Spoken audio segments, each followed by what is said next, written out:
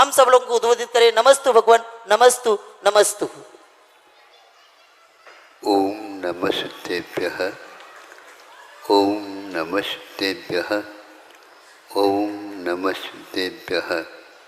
अहिंसा परमो धर्म की, आचार्य गुरुवर श्री कुंद कुंद भगवान की, आचार्य गुरुवर श्री ज्ञान सागर मुनि महाराज की, परम पूज्य संत श्री आचार्य भगवान विद्यासागर जी महामुनि राज की, समस्त आचार्य संघ की।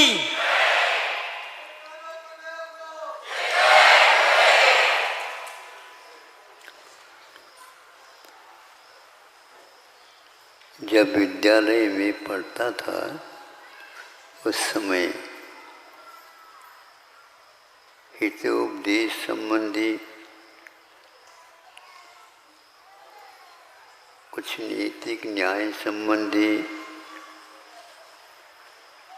राज्य शासन संबंधी आदि वर्णन नीति के बाहुल्य के साथ किया गया था। प्रासंगिक उनमें से एक पंक्ति,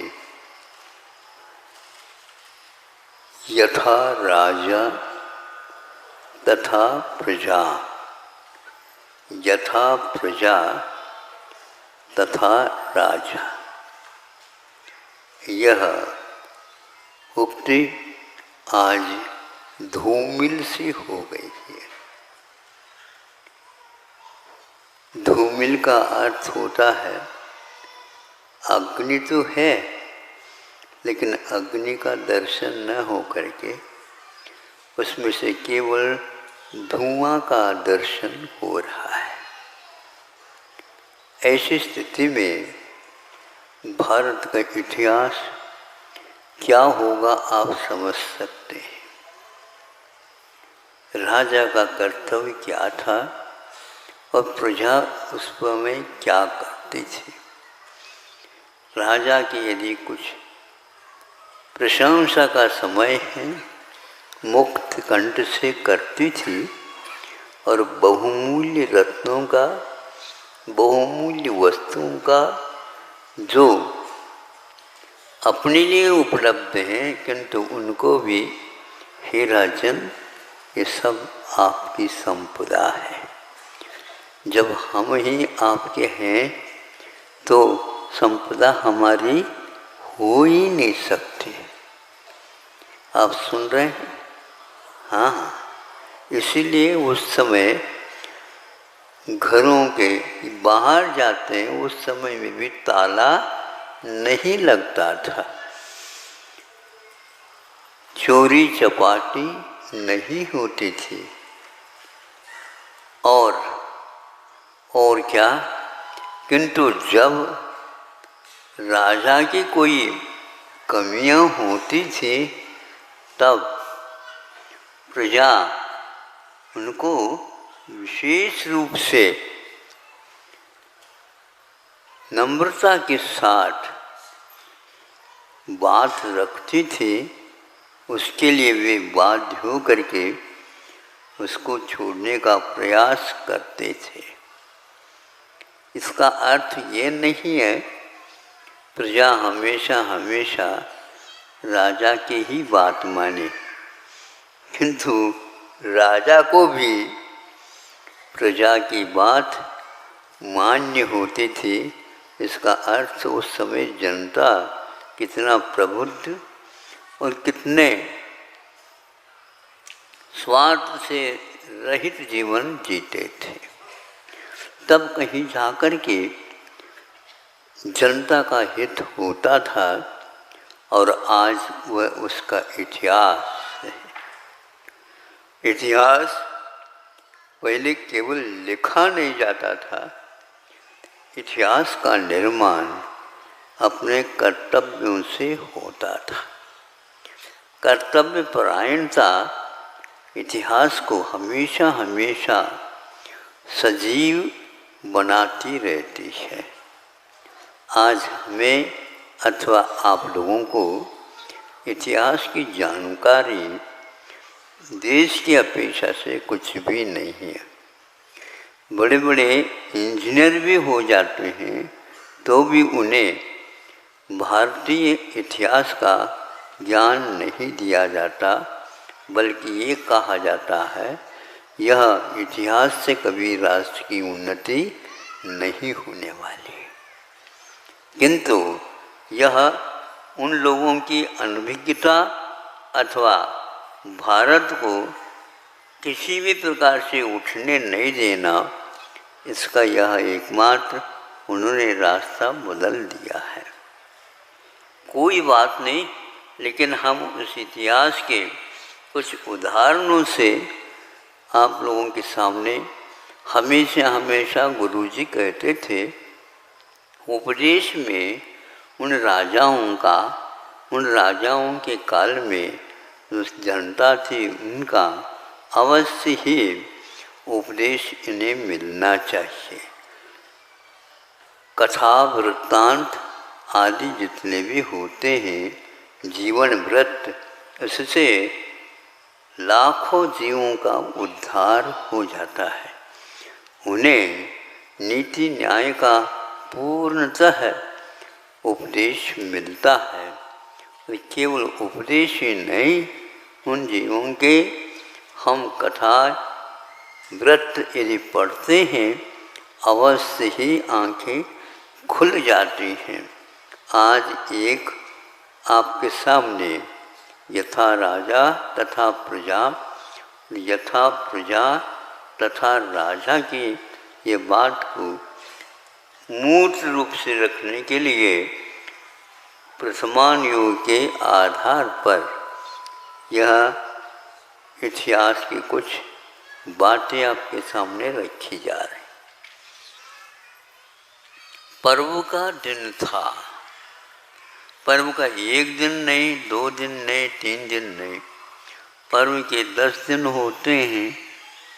और उन दिनों में क्या होता था, पूरा तो नहीं, किंतु उन दिनों में यह शासन के माध्यम से कहा जाता था, राजा के तरफ से यह एक प्रकार से सबके सामने रखने के लिए ये कर्तव्य बोधक कुछ प्रसंग यहाँ पर रखे जाते हैं। 10 दिन जब तक पूर्ण नहीं होंगे, इस पर्व के दिनों में किसी भी जीव की हत्या नहीं हो सकेगी। आज भी यह परंपरा कथनचित चलती है। इसके माध्यम से लोगों में एक प्रकार से जागृति आ जाती है। ऐसा तो नहीं है वह राजा केवल जैनियों के लिए ही ये सूत्र दिए हों, किंतु राजा किसी के घर के नहीं हुआ करते हैं। यदि किसी घर के हो जाए तो फिर जनता के पास नहीं जा पाएंगे। जनता ही उनका सब कुछ है और आज भी यही चल रहा। आज सबको ये कहा गया है तुम ये जनता के राज्य में काम कर रहे हो, लेकिन क्या हो रहा है इसके बारे में सुनते हैं तो बहुत ही विस्मय होता है। कभी कभी खेद भी होना स्वाभाविक है। जब ये जनता के सामने गए प्रसंग, सब लोग उसमें लग गए। और केवल जैन ही थे ऐसा तो नहीं है, और हिंदू भी थे ऐसा ही नहीं है। सभी प्रकार की जनता में वह प्रचलन था, उसका पालन करते थे।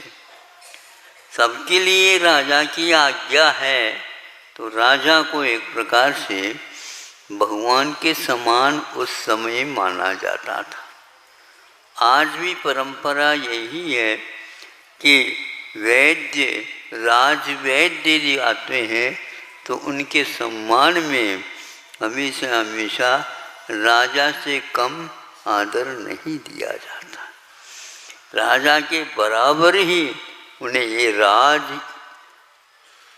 वैद्य हैं, क्योंकि वैद्य के बिना आरोग्य की रक्षा नहीं हो सकती। रोग होते हैं तो उनको दूर करने के लिए सही सही दवाई जो कि शाकाहार का समर्थन करते हैं तो निर्माण करते हैं और जनता को आरोग्य का लाभ देते हैं। यह हो रहा था, एक एक दिन निकल रहे हैं और इसी बीच में एक घटना घट गई।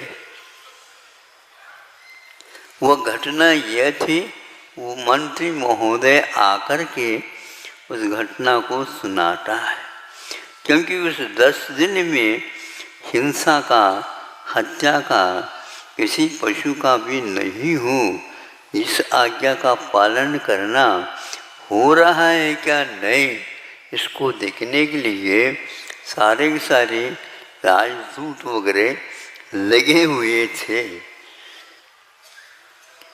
तो मंत्री ने आकर के ये कहा, राजन एक घटना घट गई। क्या घटना घट गई? आपकी आज्ञा का उल्लंघन हुआ है और आपने जिसका निषेध किया था उसका या विधान हो गया, किसी को ज्ञात नहीं हो सका, लेकिन फिर भी वह छुप नहीं सका। क्या हुआ? यही है कि हत्या हो गई, एक पशु की या एक बकरी की या और किसी पशु की।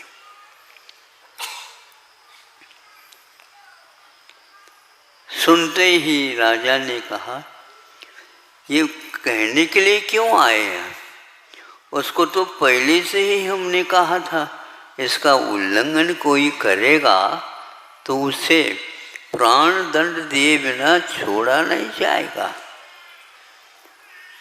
हाँ, इसलिए तो आया हूँ प्रभु, वो प्राण दंड तो देना है, क्योंकि यह आज्ञा आपकी है और आपने बहुत समझ करके ही यह आज्ञा पारित की है। किंतु आप सुन रहे हैं? हाँ, ये किंतु क्या बता रहा है? किंतु हत्या हो गई, ये बिल्कुल ठीक है, किंतु हत्यारे कौन हैं? प्रभु, हम बताने में संकोच हो रहा है। संकोच क्यों करते हो? पालन करने के क्षेत्र में, प्रयोग के क्षेत्र में ये कोई बातें नहीं चलेगी, ये तो पूर्ण करना ही होगा। बताओ, बिना डरे, बिना संकोच के। फिर वह धीरे से बोलता है, राजकुमार के माध्यम से ये घटना घटी है। क्या कहा? पहले उसको ले जाओ, जो जिस नियम के अनुसार उसका प्राण दंड का कार्य पूर्ण करना है उसको पहले करो। गए, उनको पकड़ करके ले गए जहाँ पर उन्हें प्राण दंड देना था, उस स्थान तक। किंतु तो कौन करेगा कार्य? नियुक्त पहले से किए गए हैं। हाँ, तो चांडाल होता है, वह रत्नकरंड श्रावकाचार में उसका एक प्रकार से बहुमान के साथ स्वामी समंत भद्र महाराज जी ने नामोल्लेख किया है। यमपाल चांडाल इसका नाम था, उसके माध्यम से होना था, उसको भी संकेत दिया गया। महाराज, जिसके माध्यम से ये कार्य होना था वह व्यक्ति अभी आया नहीं। क्या कहता है, क्यों नहीं आया? उसको इसी बात की नियुक्ति दी गई है, उसको पहले जल्दी बुलाओ। तो वह आया। उसका थोड़ा सा घुमावदार यह उसकी कथा है। महाराज, उन्होंने कहीं विहार कर दिया या कोई काम के लिए गया है, ऐसा सुना है, और यह उनकी पत्नी के माध्यम से ज्ञात हुआ।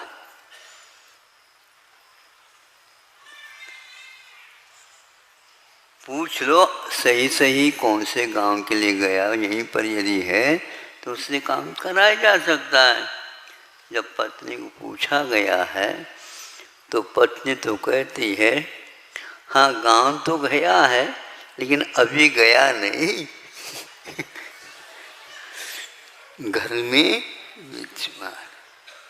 अरे, राजा की आज्ञा का पूरा पूरा उल्लंघन है। तो जैसे राजकुमार ने आज्ञा का उल्लंघन कर दिया और इसके लिए आपको नियुक्त किया गया है और वह यहीं पर हैं। उनको कहा गया तुम्हारे लिए बहुत संपदा मिलेगी और तुम उनके बारे में कुछ नहीं कह रहे हो। तो इसमें लोभ में आकर के पत्नी ने कह दिया सब। तो ये जाकर के राजन ने राजा को बता दिया कि ऐसा ऐसा है। सुनो, उसको तो राजकुमार को भी देना ही है दंड, किंतु इसको भी दंड देना है। कहाँ क्या करना? अब देखो, वह प्राण दंड इस ढंग से नहीं दे, दोनों को भिन्न भिन्न बोरियों में बंद कर दो और उसका मुख बंद कर दो। और जो तालाब है नगर के बाहर, वहाँ पर इसके दोनों को बस पानी में फेंक दो। वहाँ पर मगरमच्छ तक भी रहते हैं, जल में रहने वाले हिंस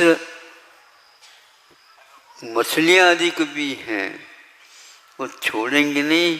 5-10 मिनट में वो सब इसको खा पी करके रह जाएंगे। दोनों बोरियों में बंद करके दोनों को ले जाया जाता है।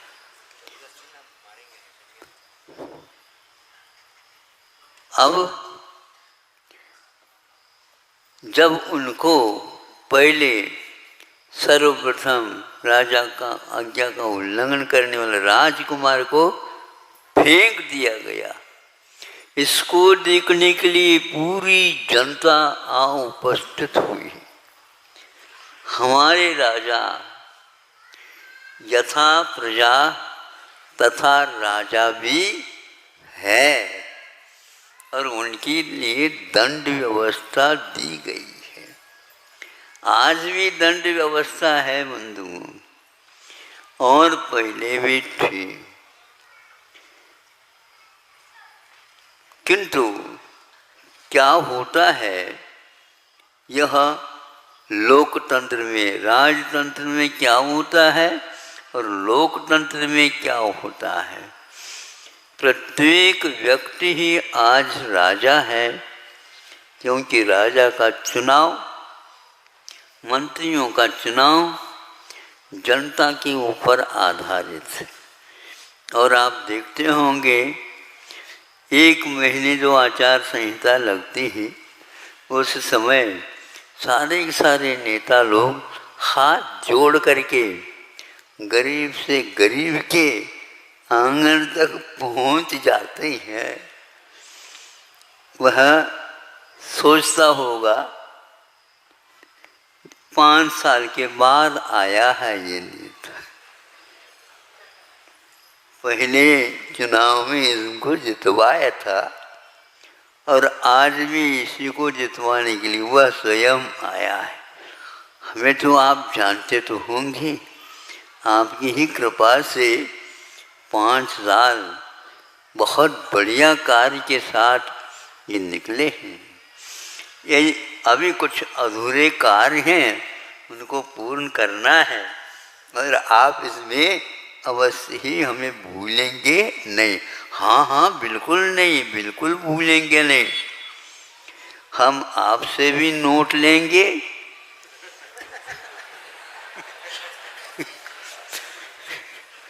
हम सभी से नोट लेंगे और उनको भी हमें आश्वासन देना है।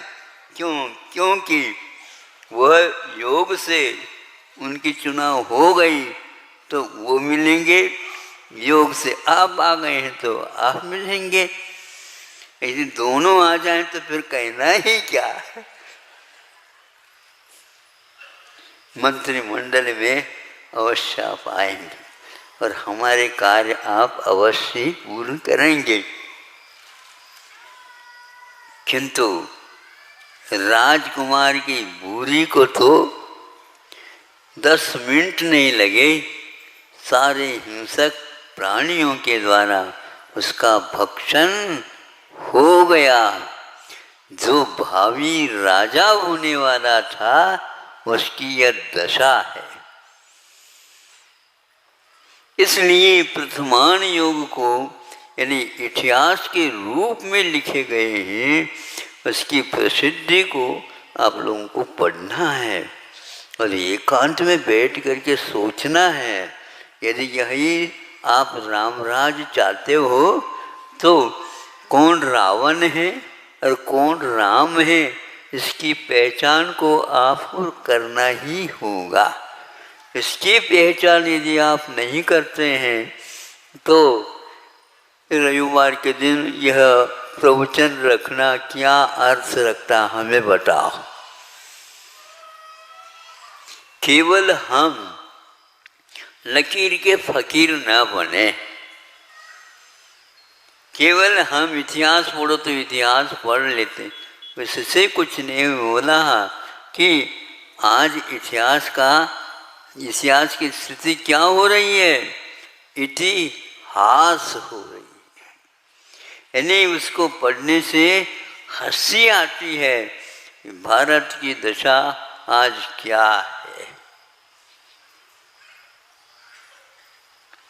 अध्ययन हो रहा है, साक्षर सब हो रहे हैं, किंतु उस विद्या का, उस शिक्षा का जीवन में प्रयोग नहीं होने के कारण ये दशा ऐसी होती चली जा रही है। अभी भी इसके विषय में बहुत सोच विचार चल रहा है। योग्यताओं का मूल्यांकन तो या नहीं के बराबर हो गया। किसी के पास किसी प्रकार की शिक्षा, इच्छा और कलाएं आदि आदि हैं, उसको कोई मूल्य नहीं दिया जाता। केवल अक्षर ज्ञान हुआ ये पर्याप्त समझा जाता है, नहीं। किंतु जो व्यक्ति स्वाभिमानी हो करके अपने पैरों पर नहीं खड़ा रहता है, उसकी शिक्षा से क्या प्रयोजन सिद्ध होगा। सुशिक्षित होने के उपरांत जो सुशिक्षित नहीं हो पाए हैं, अशिक्षित रह गए हैं, उनके लिए भी सहयोग देना अनिवार्य था, कर्तव्य था। इस कर्तव्य से विमुख हो करके आज भारत में न रह करके भारत से बाहर जा करके उसका उपयोग किया जाता है। कुछ बातें ऐसी हैं जो सुनने योग्य नहीं है, लेकिन हम सुनाएं अब किसको? सुनाना तो पड़ेगा। तो वह राजा कहता है क्यों काम हो गया? काम तो हो गया महाराज, तो क्यों लगा रहे हो? दोनों का, हाँ एक का तो काम हो गया, लेकिन एक जो चांडाल था, यमपाल चांडाल, उसकी बोरी को किसी ने जो बंद थी उसको खोल करके, कैसे क्या हुआ पता नहीं, तालाब के बीच में सिंहासन के ऊपर उसको बिठाया है।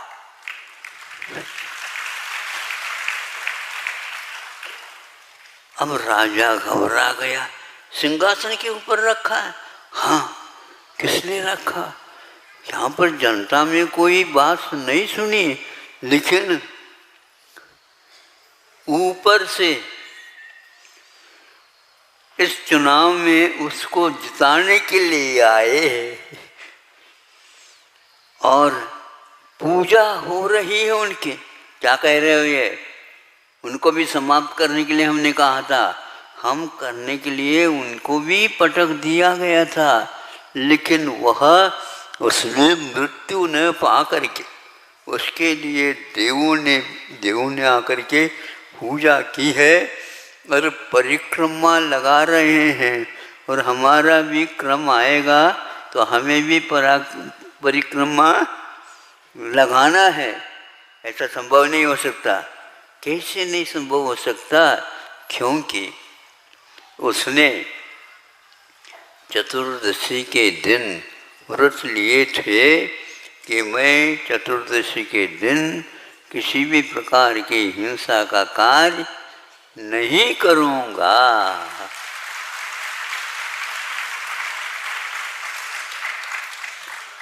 तो अब वह हमें करके अवश्य कहेगा और देवताओं के हाथ दे देगा हम लोगों को।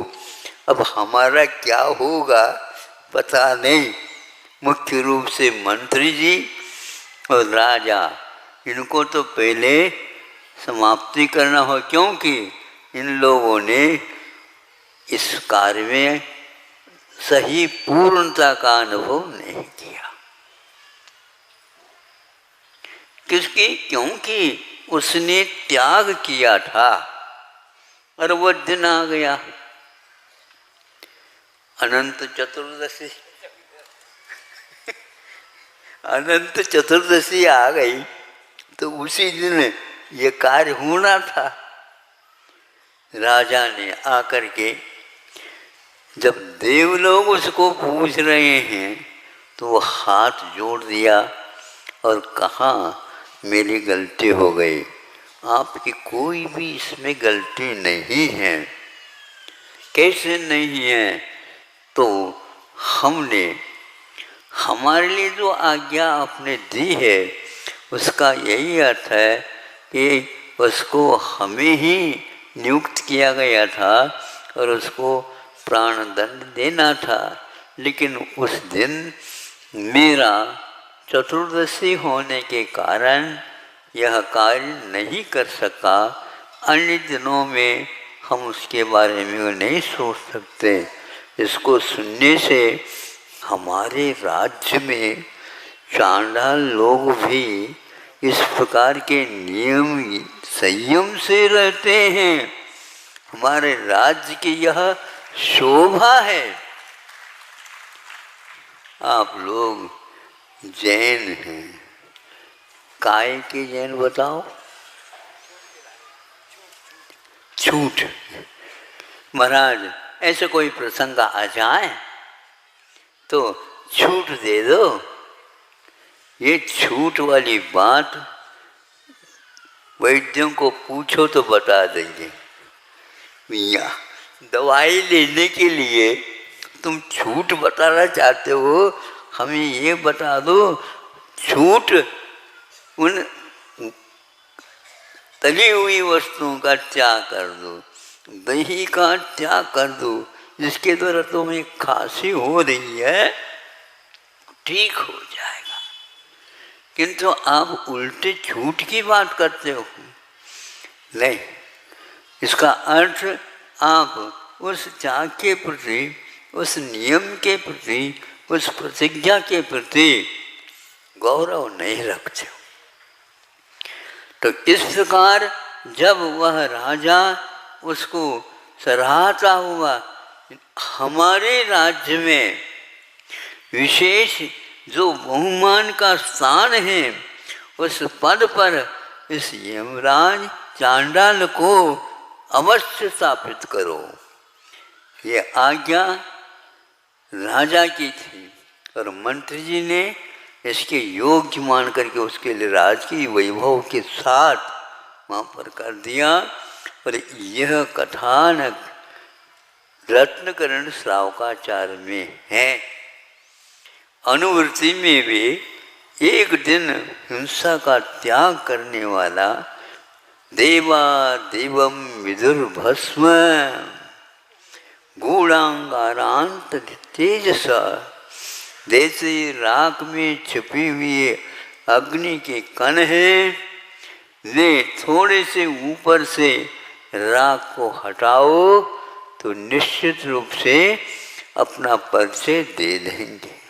इस प्रकार आत्मा में जो यह आचरण के प्रति, संयम के प्रति और जिह्वा लोलपी नहीं बनना, इसके प्रति सजग हो गए।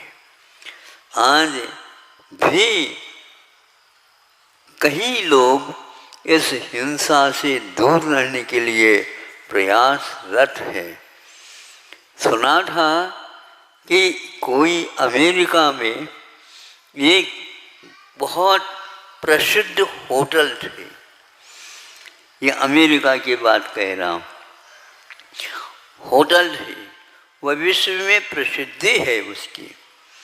और ये जब कोरोना जैसे 2 साल के लिए अटैक हो गए, इसका महान तांडव नृत्य हो गया, कितने हजारों लाखों व्यक्तियों का इसमें निधन हो गया, किंतु विश्व के सभी राष्ट्रों में यह शोध का विषय बनाया गया। इसमें मुख्य कारण क्या है जो इस प्रकार प्रकोप यह 2-2 साल तक हो गया।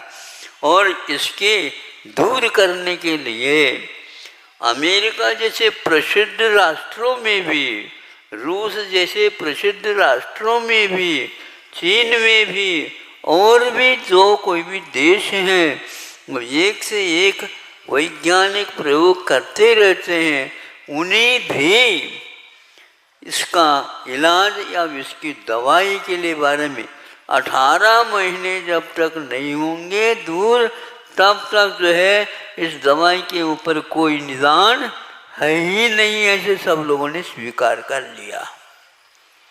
इसको देख करके कईयों ने, और इसका कारण क्या था इन रोग का, तो उन्होंने ये कहा था हिंसा का अतिरेक होने से ही इस प्रकार का कार्य हुआ। इस बात को सुनकर के चीन ने भी घोषणा कर दी, अब लोग तुम भी तरकारियाँ, फल फूल आदि की ही खेती करो और यह मांस का धंधा छोड़ दो, ऐसा कहा। उससे पहले ही भारत ने शाकाहार के लिए आह्वान किया। आयुर्वेद के जो इतिहास के पन्ने खोल दिए गए हैं और उन्होंने कहा यह काढ़ा, गिलोय सट और अश्वगंधा आदि आदि ऐसे औषध हैं जो 50 रोगों के ऊपर काम करते हैं। उसका प्रचार प्रसार और प्रयोग करके सब लोगों तक इसके अच्छी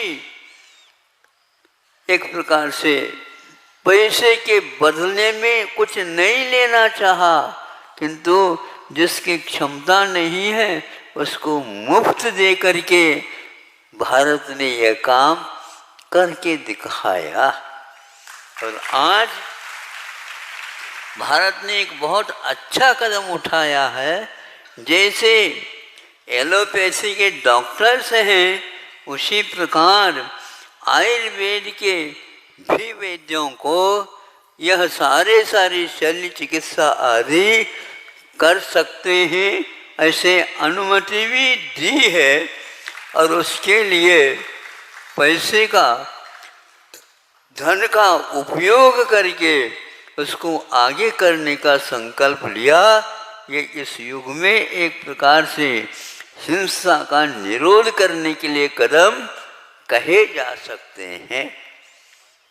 हाँ, ऐसे होने से आज हजारों नहीं लाखों बच्चे उस परीक्षा को देने में अपने आप तैयार हो गए हैं। और यहाँ तक कि बच्चे उस परीक्षा में पास होने के उपरांत वह एलोपैथी की ओर न जा करके कई बच्चे उसके लिए आयुर्वेद की शरण में जा करके पढ़ने की प्रतिज्ञा कर रहे हैं। इसको सुन करके ऐसा लगता है इतिहास आज खरा उतर रहा है। आज ये वो ग्रंथ नहीं रहते आयुर्वेद के, तो शाकाहार, मांसाहार का त्याग और दवाइयों में कोई भी मांस का संबंध नहीं रखना, ये अपने आप नहीं होता, किंतु राजा के यानी मंत्रियों के कहने से ये कार्य आज भी हो रहे हैं और प्रेरणा दी जा रही है। तुम अच्छे ढंग से मेहनत करो और उसके माध्यम से शोध आदि भी कर सकते हो। यहाँ सब लोगों की धारणा बनती चली जा रही थी कि आज एलोपैथी के बिना शल्य चिकित्सा कोई नहीं कर सकता। शल्य चिकित्सा काटा चीरा फाड़ी से ही सब होता है, ऐसा नहीं है। बिना चीरा फाड़ी के भी ऐसे रास्ते हैं जिसके माध्यम से वो गांठ जो कैंसर की है उनको भी गलाया जा सकता है। ऐसे भी इतिहास में लिखी हुई पंक्तियां हैं। उन सबको ताज़ा बनाने के लिए उन सबको आज लिखा हुआ ऐसे समझ करके बहुत सारे लोगों का कदम इस ओर बढ़ रहे हैं और भी आगे बढ़ेंगे। इसलिए बच्चों को इस दिशा में बहुत अच्छे ढंग से सोच लेना चाहिए और इन ग्रंथों के सूत्रों को सुरक्षित रखने के लिए तिलक लगा करके रखना नहीं, किंतु प्रयोग में लाने का अवश्य ही प्रयास करना चाहिए। और जो व्यक्ति अस्पताल चिकित्सालय बनाना चाहता है उसके लिए आयुर्वेद संबंधी महाविद्यालयों को खोल करके आगे आना चाहिए और अन्य राष्ट्रों के लिए भी इससे प्रेरणा मिल सकती है।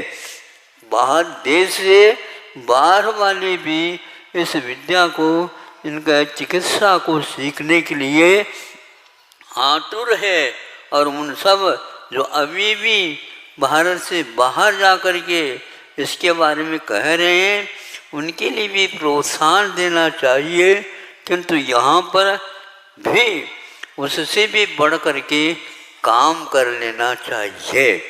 इस प्रकार उस राजकुमार के प्राणदंड का इतिहास ऐसा बना कि ऐसा आदर्श राजा होना चाहिए और उस समय होते थे। अपने घर की बात छुपाने के लिए आप लोग सब कुछ भरसक प्रयास करते हैं, दूसरे को फंसाने का भी दांव खेलते हैं, किंतु राजा ने कहा कि नहीं, ये काम तो नहीं होगा। अब राजकुमार के बिना राज किसको दिया जाएगा? अरे ऐसे त्याग तपस्या के व्यक्ति रहते हैं जिनको इस ओर प्रेरित किया जाना चाहिए और प्रशिक्षित भी कर देना चाहिए। तो इस प्रकार का यहाँ पर आप लोगों के द्वारा भी हथकरघा इत्यादि के माध्यम से जो कदम उठाया है ये बहुत ही सराहनीय है।